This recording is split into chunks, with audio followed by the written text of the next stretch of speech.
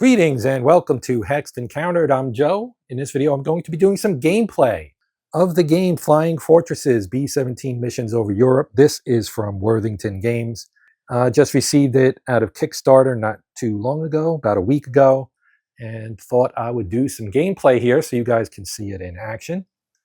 So three main kind of items here.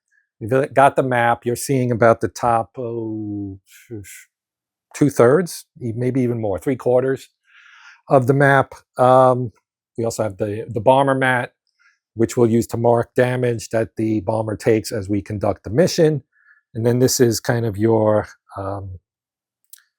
charts, as well as kind of a representation of the cockpit, and it's where you track your fuel and your altitude for your bombing run and all that stuff. So this is where we're going to be focusing our attention most of the time, because this is the map. Now, when you pick your mission, and I'm going to do the very first mission that is on offer here. So that would be this one right here. So mission 01, right? So we're going to be bombing rail yards near Rouen in France. First bombing mission in Europe should be an easy milk run. Let's show them what we got. Mission goal is 7 victory points. You get 4 for the target. Air zone alert in zone B3. So here's B. And 3 is here, and here's our air hazard. Now, on the right side, you have the actual map that you match here. That gets used for for all 3 of these 3 missions. And then you turn the page, and you can go through and progress all the way through mission 24. So you have 24 total missions. There's also a log sheet. I haven't filled out all the crew. I'm not sure if I'll do that or not. I might do it after the mission. We'll see how things go. But for the data flat, I just put 1. I don't know. I mean, I would assume that based on looking at the map, this would probably be sometime before June of 44, right? Could be any time from, 43 to June of 44. You draw a lot of this stuff randomly, like the AA markers that are actual counters, like this one. They're drawn out of a cup. So because some of them will indicate that they've damaged your aircraft, other ones would say miss or things like that. The fighters present are the same, draw them randomly out of a cup. Some of them will have ME 109, some of them will have Focke-Wulf 190s. I removed ME 262 because I didn't feel like it would be realistic to have it this early in the campaign. You can add it in later on. There's only like 5 of those, and there's a whole bunch of the other ones. So, having said all that, we're going to get the mission started. Our fuel is marked by this marker right here, and it's 5. You may say, well, 5, there's way more boxes because I counted. There's more boxes between here and here than 5. But you only expend a fuel when you cross one of these white lines. So if I were to go here, that doesn't cost me fuel, but as soon as I cross over London, it would. And then when I cross, and you can only move left and right, up and down. You can't go diagonally. So I could either go here, and then here, and then here, and then here, and then cross over, kind of thing. You can, in theory, try to avoid some of the stuff, but they react to you as you come in and things like that. So this is how it's laid out. We have 5 fuel, so this would be 1, this would be 2, and then we'd be in the same box with our target, which is right here. Then to get home, we go back here, say 3, or up here would be 3, and then 4. So we have 1 fuel kind of as a reserve in case we need it. Oh, one thing I forgot to mention is this air zone alert tells us what zone, B3, right? So that's this box right here. And all of the fighters in there will get a +1 DRM on the die roll, which is here, fighter attack. It'll tell you what, position they're coming in from. Then you'd roll for defense and damage. And you can have crew injuries and all kinds of stuff. You also have your flak here, your bombing run altitude, which will affect your bombing run die roll. You can either get a -1 or a +1 depending, but there is a cost, of course, right? It's a risk-reward situation. If you go in low, you get +2 DRM on AA, which makes this more damaging. But if you go high, you get clear skies, but you take a +1 DRM on your roll, and the higher your roll, the worse your bomb run performs. So back to the business at hand. So we are going to, it's really, really straightforward how this works. We're going to start to move. So I'm going to go here, okay? And that moves us 1 fuel. So you take, I was on 6. It's on 5. We go to 4. Okay, but now I'm in this box, and I won't have to push it again until I go into B3. Because we're in A3 right now. Now another thing, this is upside down. Another thing you do when you move into a new zone is you flip the fighters and you find out what we got. So we have a Flak Wolf there. We got 2. And we got an ME-109. Okay, so these guys are a little bit extra dangerous as compared to the 109. Okay, now when we make our next move, so let's say we go here, right? Now you would roll a die to determine what the active fighter control does. And there is a grid. There are several boxes really on the map board here. I'm not going to reset this so that you can see it, but I'll just explain what it does, and maybe we'll take a look at it later. So I'm going to roll a d6, and we got a 4. So a 4 for a... All right, so there are 2 types of 109s. This one, which has a 2-4 on it, that's its activation range. And so it activates. Now it also has a thing on here which displays the way it moves up there in the right corner, right there. So in this case, this one would move this way. Now we rolled a 4, and the FW-190s only activate on a 5 or a 6. So they stay put because they can go in any direction. So yeah, that's how that works. All right, so now we would move again. So we're going to move here. This is where things, maybe we'll move here. So we're going to lose another fuel. So I'll take that down to 3. But now we are in the target box. So again, we flip all of our fighters. We get another ME-109, another ME-109, and another ME-109. And they're all of the improved variety. Maybe they're the Gustav. I don't know. Anyway. We do that now when we move again. So if we move here, now if this one activates, if I roll a 2, 3, or a 4, all 3 of these will activate, and they'll all move. But this one would move there, and this one would move there, and we'd have a fighter encounter. And this one, I'm not sure, maybe there. They move towards the bomber, I believe. So let me roll. And we got a 6, so they don't move. Okay. I think they don't move. Yeah, because you have to activate them with a number. All right, so now we're going to move here. And we'll roll again. And we get a 1, which also is no move for them. But now we're going to move here because we have to get to the target. So we're going to move here, and we're going to have a fight. So now we have fighters attacking. So I'm going to roll. I'll roll them both together. And we got a 1 for the B-17, the fort, and 2 for the Germans. So looking at the chart, a 2 on the black die indicates they're coming from 3 o'clock. Okay, so that would, of course, be from the right side or the starboard side. And then the fort rolled a 1, and that is fighter downed plus 1 victory point, no hits. So they did not hit the bomber. So we shoot this guy down, and we get one of these guys and mark the box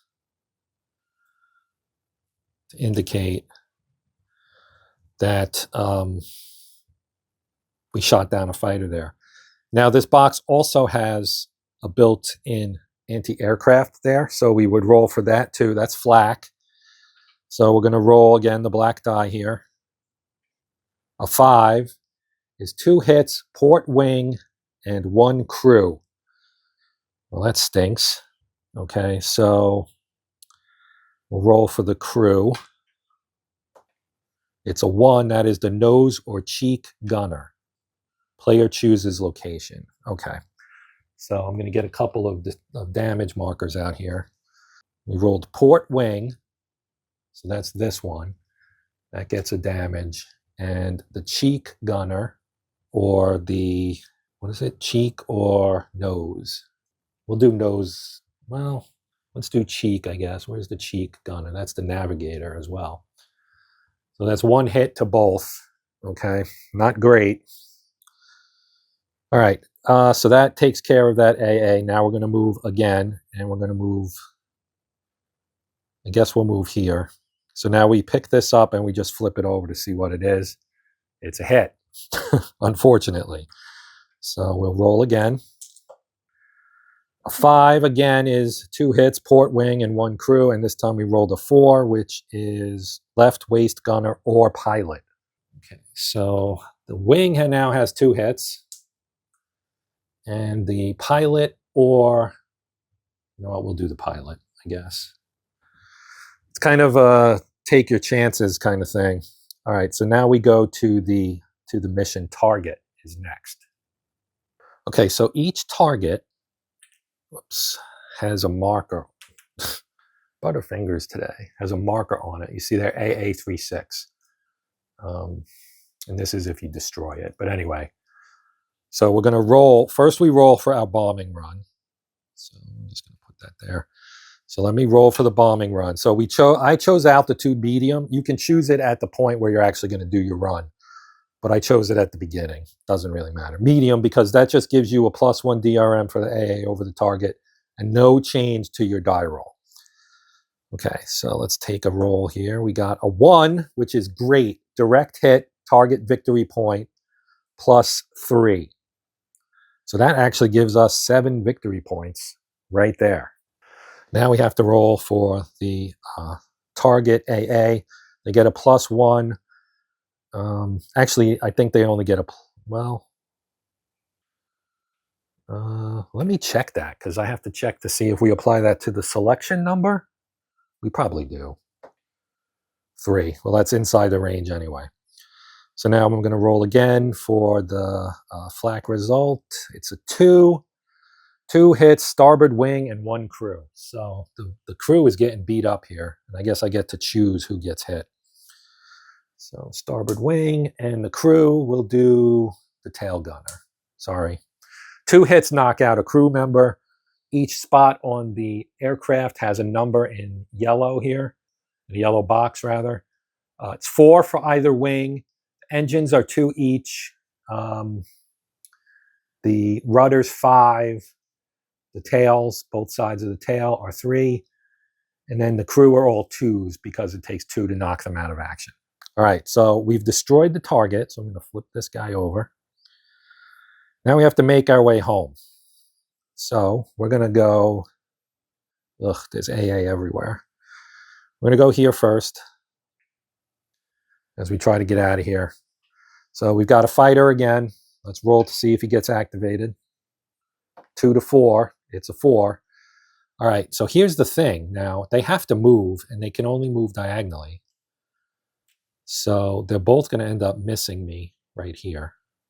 Actually, no, because I moved into the square with them. So I think we just have combat. But that one moves, I think. I think that's right. Anyway, that's how I'm playing it. All right, so I'm going to roll these 2 together, see what we get here.